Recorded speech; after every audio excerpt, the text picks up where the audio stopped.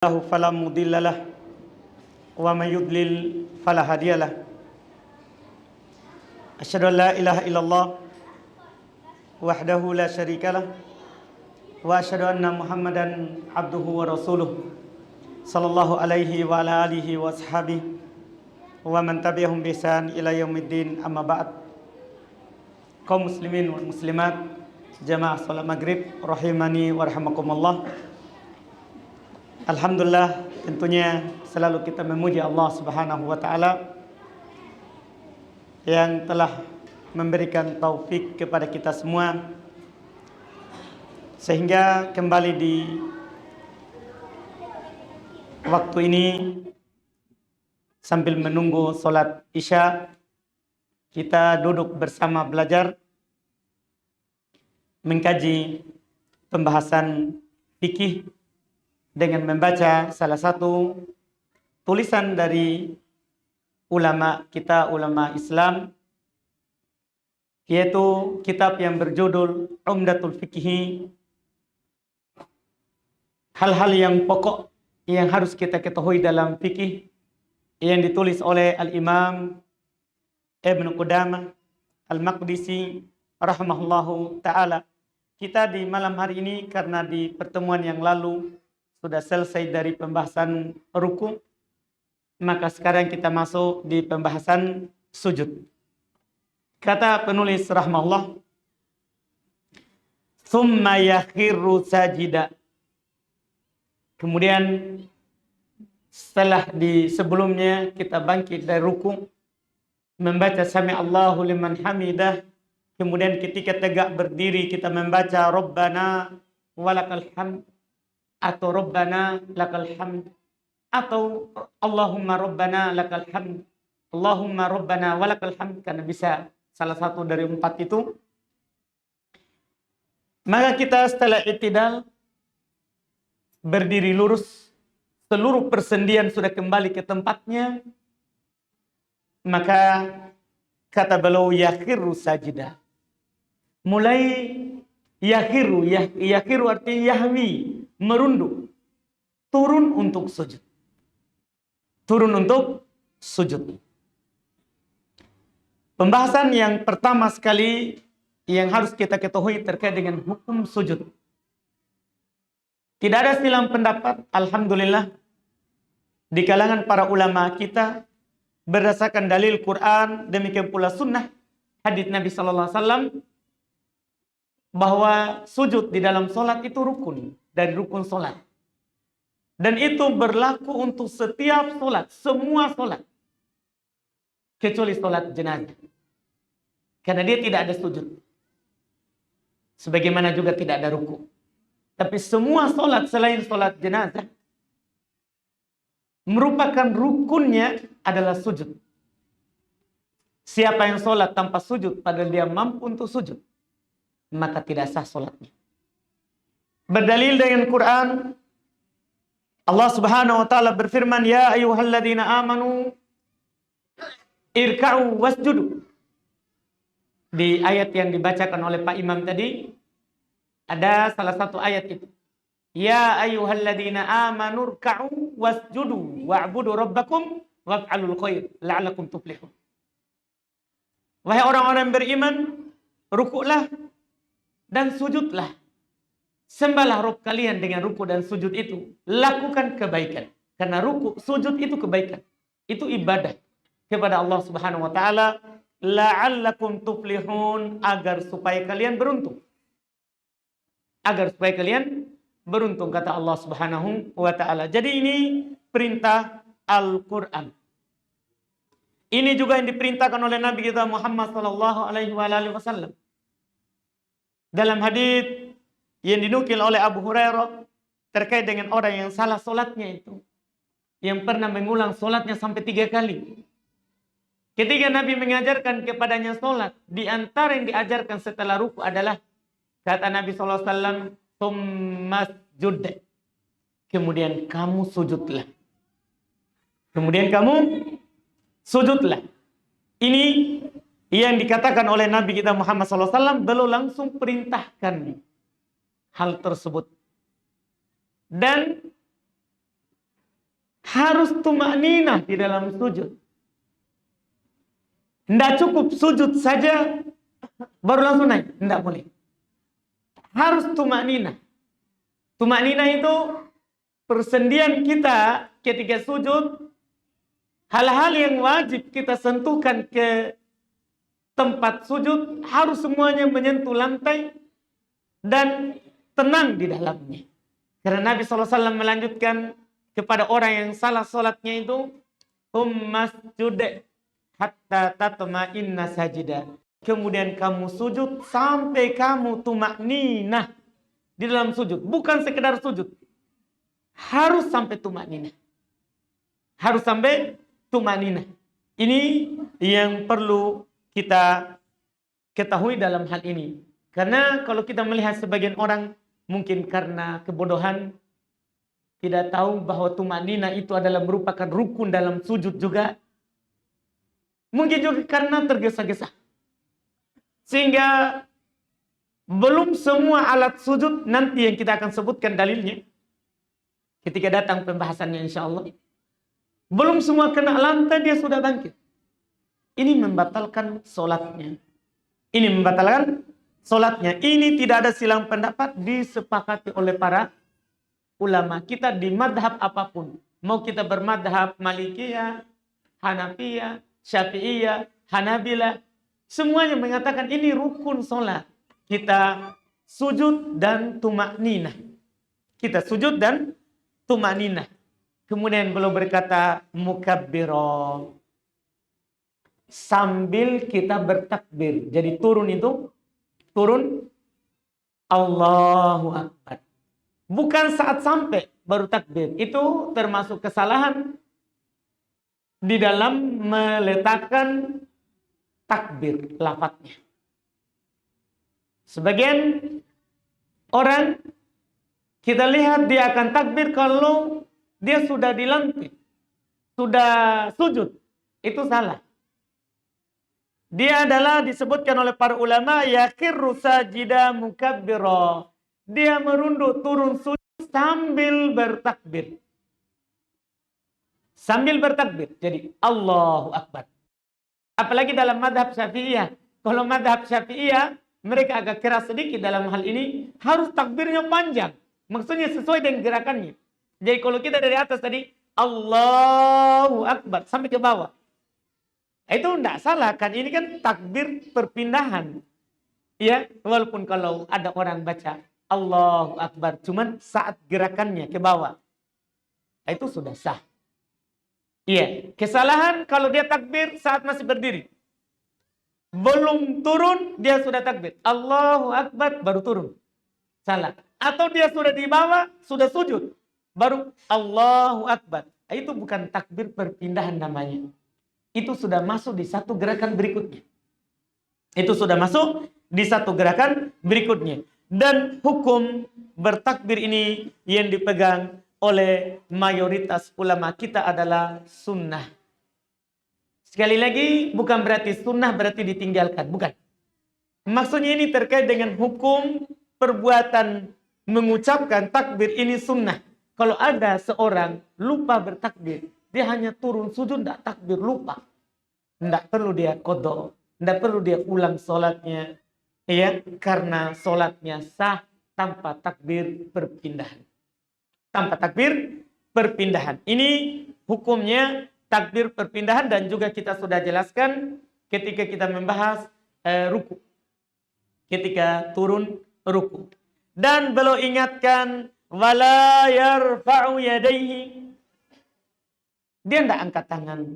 Ketika dalam sujud, tidak sunnah kita mengangkat tangan.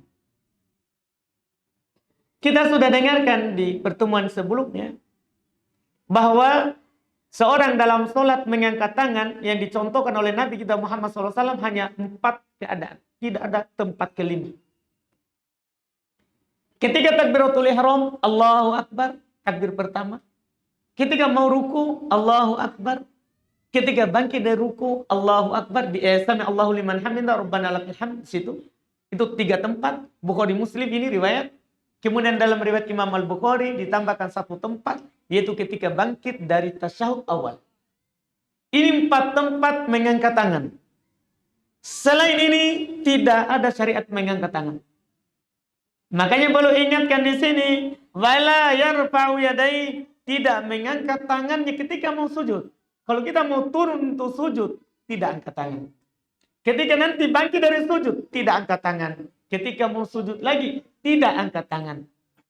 Sebagian ada yang mengangkat tangan, mereka berdalil dengan hadis yang disebutkan oleh mereka dalam riwayat Al-Imam Ad-Daruqutni rahimahullahu taala, bahwasannya dikatakan kana an-nabiy sallallahu alaihi wasallam kana yarfa'u yadayhi fi kulli khafdin wa raf'in. Perhatikan ini hadis.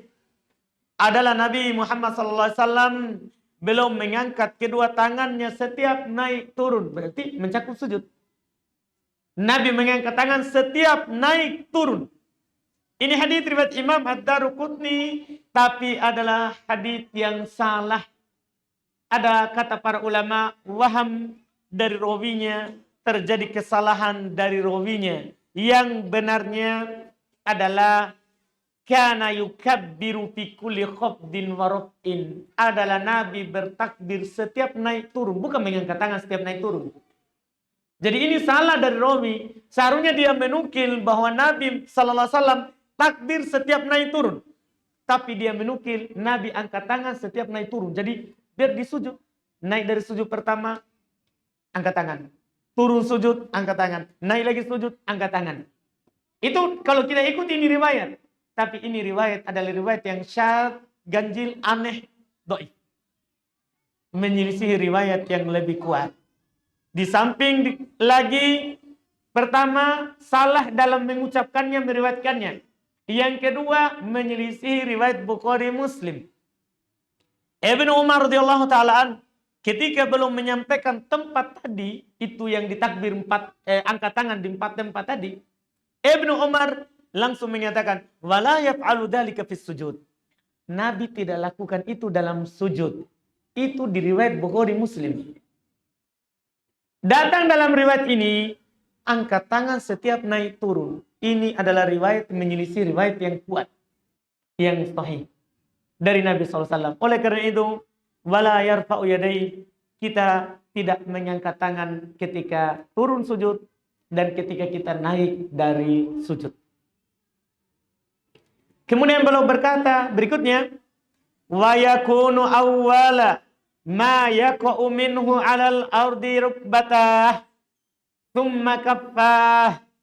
Kata beliau, dan hendaklah disunahkan yang pertama menyentuh lantai adalah kedua lututnya, kemudian kedua telapak tangannya. Ini yang beliau sebutkan di sini. Itu ketika kita turun, katanya sunnah, ya sunnah kita mendahulukan lutut, kemudian kedua telapak tangan. Apa yang beliau sebutkan ini, ya, adalah merupakan madhab mayoritas ulama. Maksudnya duluan lutut, kemudian apa? Tangan. Ini madhab pendapat mayoritas ulama dari kalangan Hanafiyah, Hanabilah, Syafi'iyah. Dari 3 madhab. Tidak ada yang menyelisih mereka kecuali orang-orang Malikiyah. Kalau madhab Malikiyah enggak, sebaliknya. Mereka berpendapat sebaliknya. Ketika turun ke sujud, maka yang menyentuh lantai pertama adalah kedua tangan dulu. Baru kedua lutut. Baru kedua lutut. Ini 2 madhab fikih ketika kita turun ingin sujud. Madhab pertama ini disebut oleh penulis, dan ini madhab dari Syafi'iyah, Hanafiyah, juga Hanabilah. Madhab yang kedua yang tentunya tidak disebutkan oleh penulis, karena ini adalah fikih dasar yang hanya yang perlu kita tahu saja, yaitu madhab Malikiyah, dan satu riwayat dari Imam Ahmad bahwasanya ketika turun itu katanya kedua tangan dulu, baru lutut. Mungkin dipahami ini ya caranya. Mudah-mudahan dipahami tadi bentuknya. Dari dua mazhab ini mereka saling berdebat mana yang kuatnya. Jelas bagi kita sebagai penuntut ilmu, ketika ada orang yang berselisih seperti ini, kita harus lihat masing-masing dalil yang berselisih.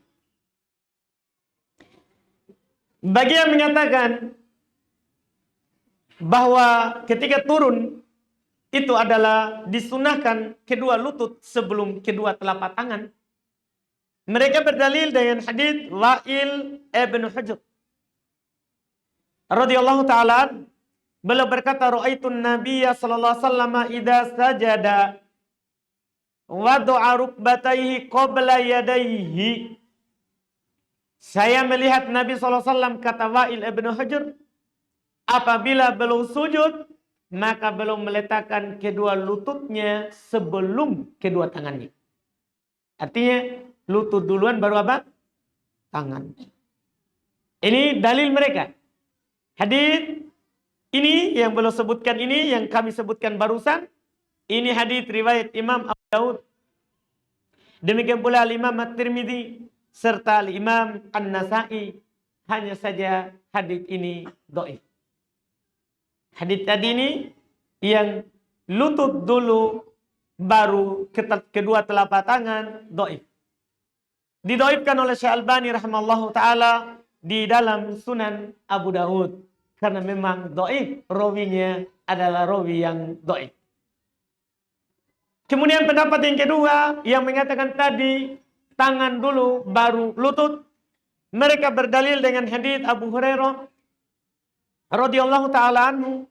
Abu Hurairah berkata, Nabi sallallahu alaihi wasallam bersabda, "Idza sajada ahadukum fala yabruku kama yabrukul ba'ir. Wal yadu' yadaihi qabla rukbataihi."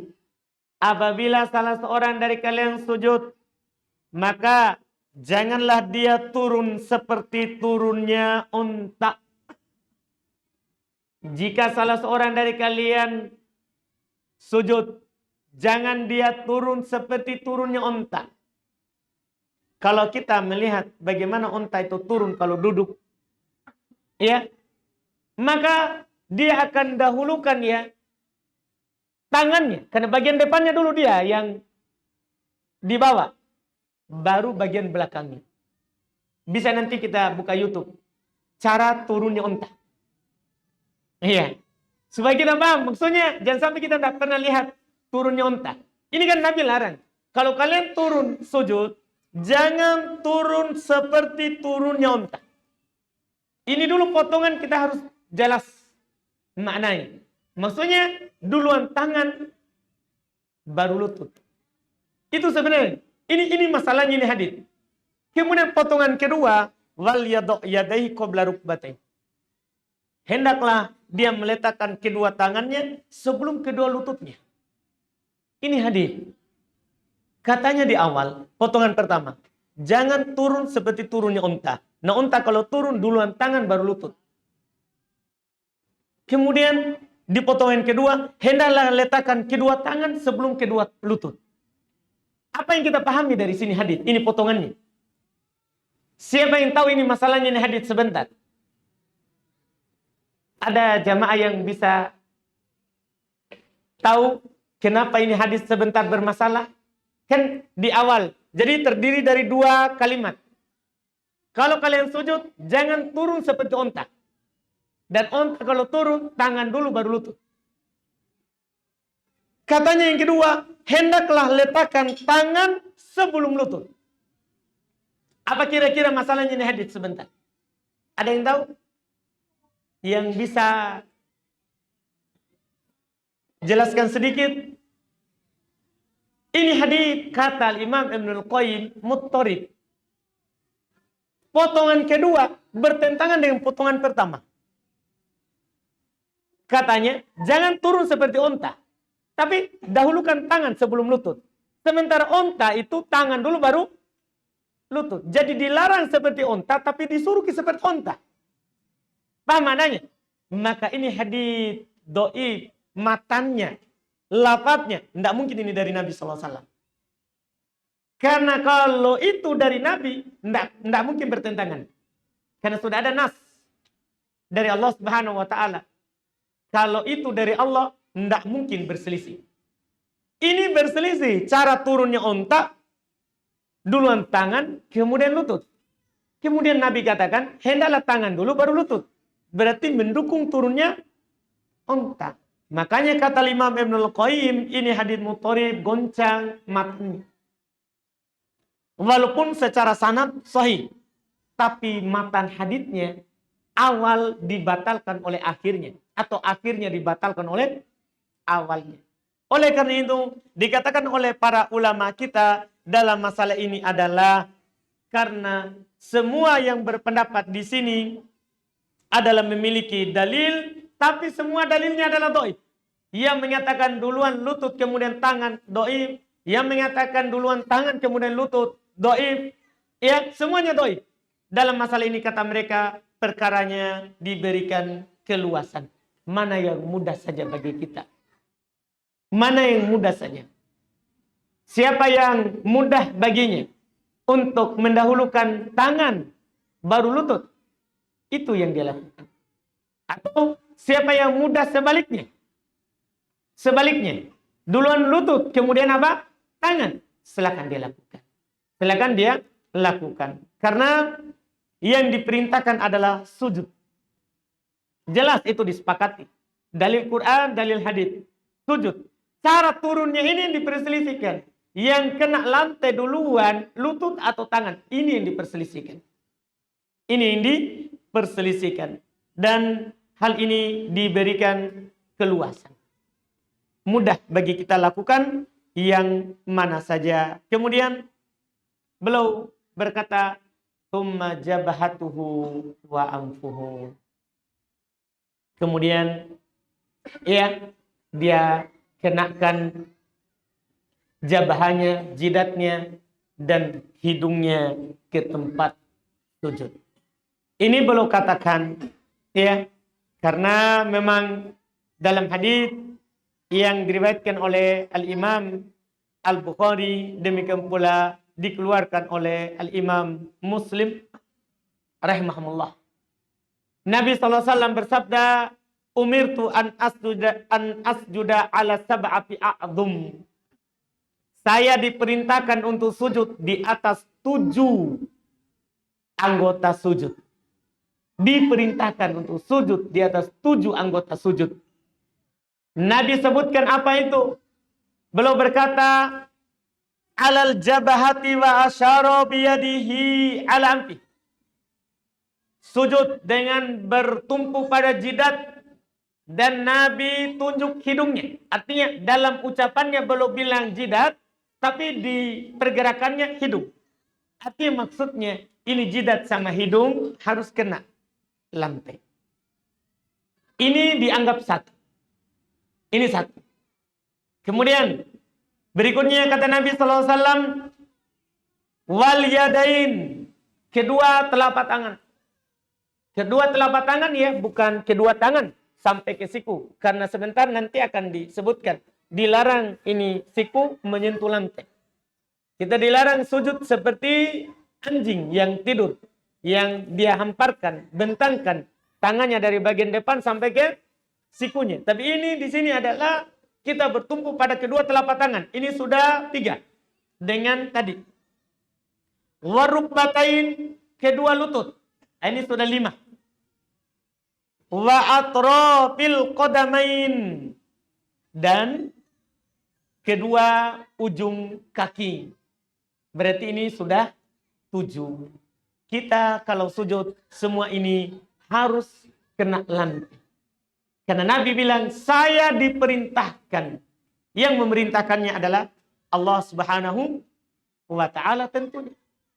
Allah Subhanahu wa Ta'ala. Kemudian beliau ingatkan di ujung hadis, walaupun ini tidak ada kaitannya dengan pembahasan kita, hanya saja hadisnya lengkapnya, wala nakfitu thiyaba wasya'r. Kalau dalam sholat kita tidak boleh melipat pakaian. Tidak boleh melipat pakaian, apakah itu baju atau celana. Ya, wasya'r, tidak boleh pula mengikat rambut. Kita dalam sholat tidak boleh mengikat rambut. Ini yang dilarang. Jadi kita diperintahkan untuk sujud di atas tujuh tadi. Tapi kalau ada rambut kita misalnya ke depan, tidak perlu kita singkirkan, tidak perlu kita ikat. Ini laki-laki ya, kalau perempuan kan harus masuk dalam pakaian sholatnya kalau perempuan. Nah, demikian pula kain. Kalau kita misalnya punya imamah, atau kita punya ini baju, menghalangi tangan kita dalam sujud, tidak boleh kita lipat. Itu dilarang. Kan yang disuruh adalah bertumpu pada tujuh itu. Kalau ada yang menghalangi dari yang kita pakai, tidak mengapa. Itu tidak ada masalahnya. Tidak ada masalahnya. Ini yang terkait dengan sujud. Setelah itu, beliau lebih jauh lagi berkata, wa yujafi ardu daihi an jambiyaihi. Beliau bilang di sini, dan dia jauhkan adud. Ini tangan, Pak. Ya. Ini disebut kaf. Telapak tangan. Ini disebut ku. Ini disebut ya dhira. Kemudian ini disebut mirfaq. Ini disebut adud. Nah, sekarang beliau berkata, disunahkan ketika seorang itu sujud, dia renggangkan ya dua adudnya ke sisi kiri dan kanannya. Ini dia renggangkan ini. Kan kita sujud. Kita sujud tangannya kan begini. Sunnah dia kita renggangkan ini. Adud ini. Ke kiri dan kanan. Tapi para ulama ingatkan ini sunnah. Tapi kalau sedang berjamaah, jangan dilakukan. Karena akan mengganggu tetangga. Ya, memang ini sunnah. Ini sunnah dan disepakati akan sunnahnya. Apa dalilnya? Ada hadis yang diriwayatkan oleh Imam Al-Bukhari dan Imam Muslim. Ya, dari sahabat Abdullah ibn Malik ibn Buhainah. Beliau berkata, "Anna Nabi sallallahu alaihi wasallam kana idza shalla farraja baina yadayhi hatta yabdu bayadu ibtayhi." Adalah Nabi sallallahu alaihi wasallam apabila beliau salat, beliau renggangkan kedua tangannya itu sampai kelihatan putih ketiak beliau. Sampai kelihatan putih ketiak beliau. Pernah saya ditanya, kok bisa kelihatan putih ketiaknya? Apakah Nabi tidak pakai baju? Iya, kebanyakan pakaian Nabi kan dulu sarung sama rida. Selendang yang ditutup di atas. Sehingga ketika sujud kan kelihatan. Ketika sujud kelihatan. Karena kebanyakan pakaian mereka dulu adalah bersarung dan rida. Yang ditutup seperti pakaian ihram.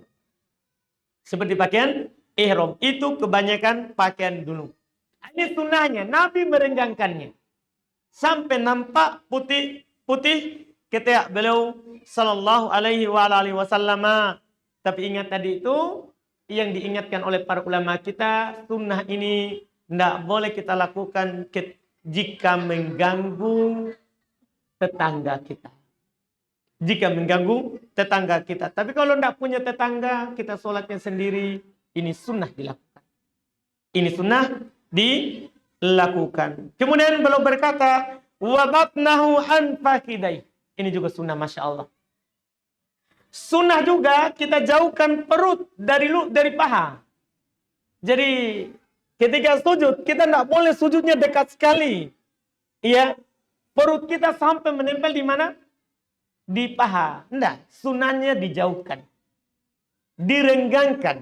Tapi bukan juga tidur. Karena ada orang sujud, Masya Allah, seperti lagi tidur tengkurap. Tidur apa? Tengkurap namanya ya? Iya, tidur ke bawah, perut di bawah. Enggak, ini cuma sunnah dijauhkan. Sunnah dijauhkan. Ini juga sunnah yang alhamdulillah yang Nabi juga Muhammad sallallahu alaihi wasallam anjurkan kepada kita ketika kita sujud. Terus wa yaj'alu yadayhi hadba mankibai. Posisi telapak tangan. Kata beliau, dia jadikan kedua tangannya itu sejajar dengan kedua bahunya. Itu posisi telapak tangan ketika kita sujud, itu sejajar dengan bahu. Ini salah satu sisinya. posisinya. Posisi kedua, sejajar dengan daun telinga. Itu dua sisi ketika sujud. Karena datang dalam hadis Nabi kita Muhammad SAW dua cara tersebut. Dua cara tersebut. Ya, disebutkan dalam hadis riwayat Imam Muslim, ya. Anak Nabi SAW sajada baina kaffai. Adalah Nabi SAW beliau sujud di antara kedua telapak tangannya. Maksudnya beliau posisinya antara kedua telapak tangan kalau sujud. Terus disebutkan dalam riwayat Imam Ahmad, ya dikatakan tsumma sajada faja'ala kaffaihi bihidai udunaihi. Nabi SAW jadikan kedua telapak tangannya itu sejajar dengan kedua telinganya. Di sebagian lafaz dikatakan wajahnya di antara kedua telapak tangan. Wajahnya di antara kedua telapak tangan. Ini dua sisi yang Nabi Shallallahu Alaihi Wasallam sebutkan. Sisa satu sebelum baca, kita baca sedikit satu ya. Kata beliau, wa yakunu ala atrofi qadamaihi. Kemudian beliau sujud di ujung kedua kakinya. Jadi kedua kaki ini ditegakkan. Dan yang menyentuh lantai adalah ujung jarinya saja. Dan disunahkan ditamkin, ditekan. Dan diarahkan di jari-jari kaki itu ke arah kiblat. Itu sunnahnya. Dan sunnah dirapatkan. Sunnah ini ya, artinya kalau ada orang merenggangkan, tidak ada masalah. Tapi sunnahnya dirapatkan. Berdasarkan hadis dari Nabi kita Muhammad SAW, Aisyah menukil pernah belum mencari Nabi SAW dan pas tangannya, ini malam, pas tangannya menyentuh kedua telapak tangan Nabi waktu itu lagi tegak. Ya, satu tangan menyentuh kedua telapak kaki. Maka ini tentunya dirapatkan. Bahkan datang hadis yang lebih jelas lagi, kana rason akibai. Adalah Nabi SAW merapatkan kedua tumitnya. Nabi SAW merapatkan kedua tumitnya. Ini sunnah di dalam sujud. Setelah itu nanti insya Allah kita akan bahas bacaannya. Alhamdulillah.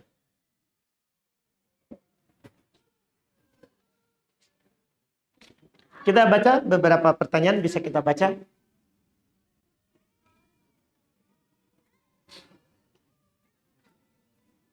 Apa Ustaz, menurut syariat, pekerjaan apakah sebaiknya yang dijalankan oleh umat muslim? Apakah jadi ustaz, dokter, guru? Mohon nasihatnya Ustaz. Para ulama kita seperti Al-Imam Ibnul Qayyim membahas dalam hal tersebut. Pekerjaan apa yang terbaik untuk muslim?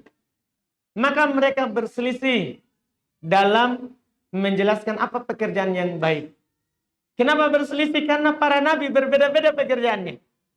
Ada yang pengembala, ada yang pedagang, ada yang tukang kayu, macam-macam. Mereka berselisih dalam menilai pekerjaan apa yang paling bagus. Tapi kesimpulannya yang paling kuat adalah pekerjaan yang paling bagus adalah pekerjaan yang kita lakukan secara langsung. Apapun itu, mau tukang kayu, pengembala, pedagang, yang paling utama adalah amalul yad, pekerjaan tangan kita sendiri. Hasilnya itu dari kita sendiri. Itu yang paling utama. Itu yang paling utama dalam hal tersebut. Karena dalam hal ini berselisih para ulama. Terserah kita mau jadi ustaz, mau jadi dokter, mau jadi guru, yang jelas berikan manfaat kepada orang ya dalam pekerjaan kita. Makin bermanfaat untuk orang banyak, maka makin bagus pekerjaannya. Maka makin bagus pekerjaannya. Karena Nabi SAW katakan isfa'u tu'jaru, bantu yang lain ya, maka kalian akan mendapatkan ganjarannya. Kalian akan mendapatkan ganjarannya.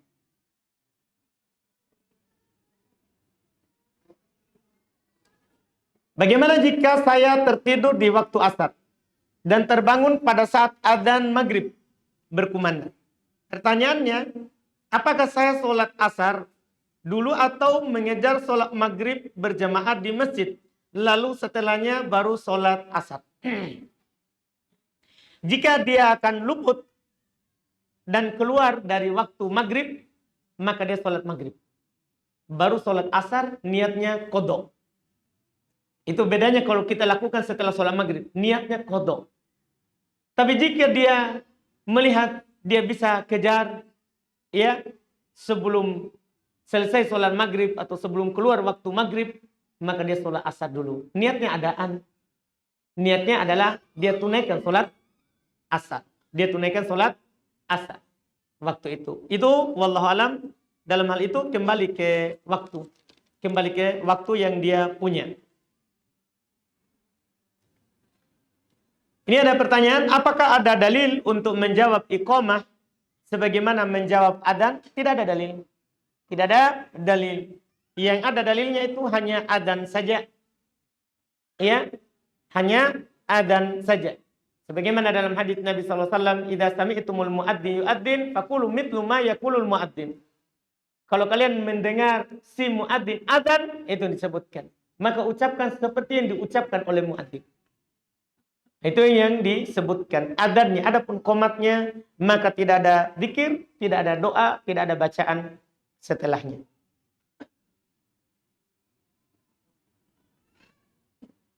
Apakah di akhirat nanti Allah masih menyediakan tempat untuk bermajelis? Ya, kalau kita mau, disediakan. Karena di sana fiha ma tashtahihil anfus. Di sana adalah apa ada semua yang diinginkan oleh jiwa. Semua yang diinginkan itu langsung ada di dalam surga. Iya, langsung ada semuanya.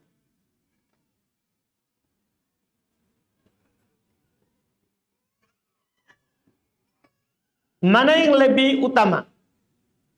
Salat diimami ahlul bid'ah tapi tepat waktu, atau salat di belakang ahlus sunnah tapi masbuk? Iya. Insyaallah keras. Kalau gini, bid'ah itu kan ada dua. Ada bid'ah yang mengkafirkan. Ada orang mengada-ngada dalam agama, tapi yang dia ada-adakan ini mengkafirkan dia. Mengkafirkan dia. Seperti bid'ahnya menyembah kubur, berdoa kepada orang soleh yang sudah mati. Ini kan bid'ah mengkafirkan. Nabi tidak pernah lakukan. Ini bid'ah mengkafirkan. Tidak boleh kita sholat di belakangnya. Tidak boleh kita sholat di belakangnya. Iya, karena ini bid'ah mengkafirkan. Adapun kalau bid'ahnya tidak mengkafirkan, ini terkait dengan bid'ah amalan. Dia meyakini maulid itu adalah sunnah. Dia meyakini tahlilan adalah disyariatkan. Dia meyakini ya zikir berjamaah setelah sholat 5 waktu disyariatkan oleh Nabi SAW. Ini kan semua bid'ah, tapi bid'ah amalan. Ini bid'ah ini tidak mengeluarkan dia dari Islam. Tidak mengeluarkan dia dari Islam. Maka sholat di belakangnya sah. Kalau tepat waktu, ya, itu lebih baik daripada masbuk. Daripada apa? Masbuk.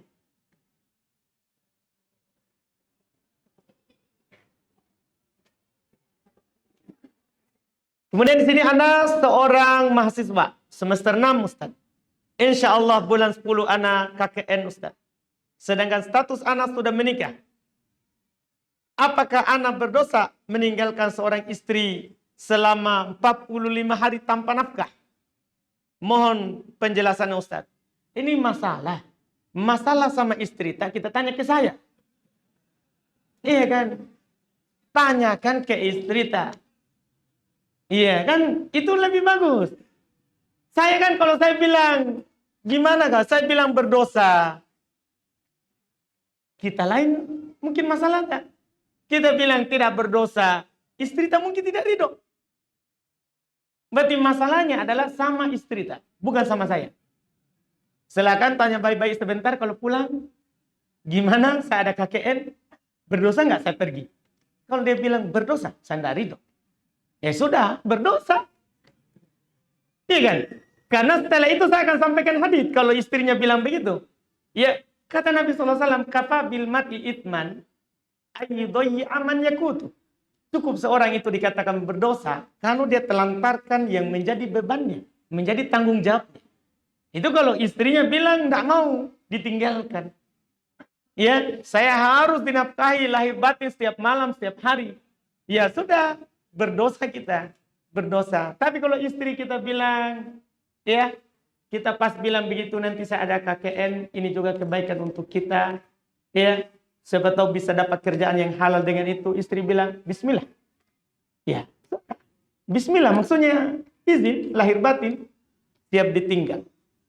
Kembali ke istri. Kembali ke istri. Diskusikan sama istri hal tersebut. Jangan tanya ke ustaz.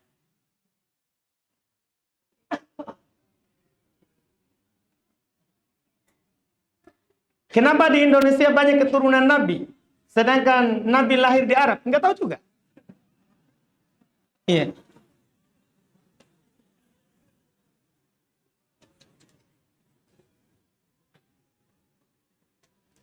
Bagaimana hukumnya orang sujudnya sekedar jidatnya saja? Dan bagaimana jika mendapati orang itu menjadi imam yang gerakannya seperti itu?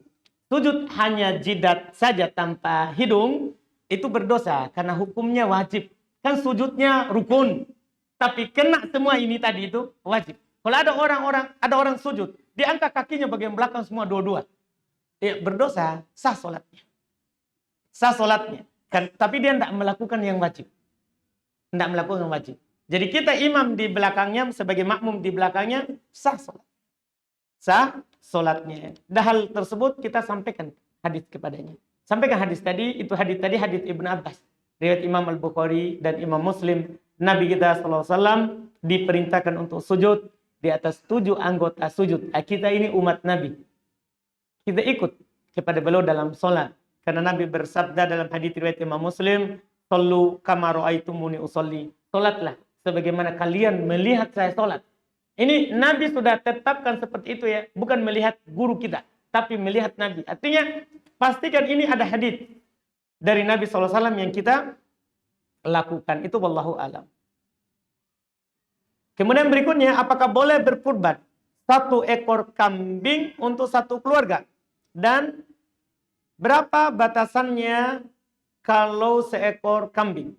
Iya. Kalau maksudnya yang berkurban adalah kepala keluarga, tapi dia niatkan untuk 1 keluarga, 1 di rumahnya, ya, 1 keluarga di dalam rumahnya, boleh 1 kambing. Iya, boleh 1 kambing. Ini datang ditanyakan oleh tabi'in kepada Abu Ayyub Al-Ansari.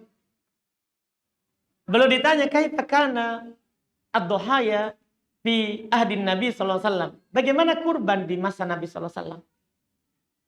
Para sahabat, bagaimana mereka berkurban? Itu pertanyaannya. Maka beliau menjawab, kana rajulu, ya, adalah salah seorang dari kami di masa Nabi sallallahu alaihi wasallam. Dia potong 1 ekor kambing lin anhu wa ahli baiti. Untuk dirinya dan keluarganya dalam rumah. Itu dibolehkan berserikat sekeluarga. Dan itu juga yang dicontohkan oleh Nabi SAW. Beliau pernah meminta kambing untuk dikurbankan. Dan beliau katakan kepada Aisyah, datangkan pisaunya, asah dulu. Beliau suruh Aisyah radhiyallahu ta'ala anha asah. Dan Aisyah asahkan. Kemudian beliau memotong hewan kurbannya, beliau tidurkan dan beliau letakkan kakinya di atas rusuknya dan beliau potong, beliau berkata, Bismillah, Allahu Akbar, Allahumma hada anni wa an ahli baiti wa an man lam yudhi min ummati. Bahkan seperti itu yang beliau katakan. Ya Allah, ini dariku dan dari keluargaku serta dari yang belum berkurban dari umat. Ini boleh kita niatkan. Kita ikutkan di mana? Di niat keluarganya. Di niat keluarganya. Habis? Biar 1? Tidak bisa? Pas sudah tidak bisa. Ini mohon maaf, masih banyak, tapi sudah tidak bisa lagi. Ya, alhamdulillah kita cukupkan. Semua yang benarnya itu semata dari Allah, yang salahnya itu dari kekurangan kami. Subhanallah hamdik. Assalamualaikum warahmatullahi wabarakatuh.